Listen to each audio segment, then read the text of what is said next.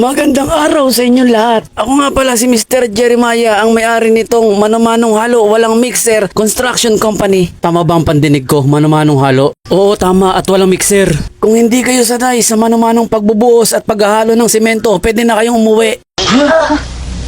Construction company ba talaga kayo? Bakit wala kayong mixer? Hindi ko naulitan ang sinabi ko. Ang tatanggapin ko lang dito ay yung kayang-kayang maghalo ng semento at magbuhos na walang ginagamit na mixer. Lol, walang ganun. Ikaw na lang magbuhos mag-isa mo. Mukhang malaki na naman ang kikitain ko sa mga project ko kapag nautukot ng mga aplikante na to. Niluloko mo ba kami, tanda? Matagal na kami nagko-construction pero hindi kami nagbubuhos ng walang mixer. At kung nagmamadali, umorder kami ng ready mix. Eh di may hinang nila lang pala kayo. Ang lalaki ng katawan ninyo, hindi nyo kaya magbuhos ng mano-mano. Mga ampaw, sumobra na siguro ang mga nasinghot nyong semento.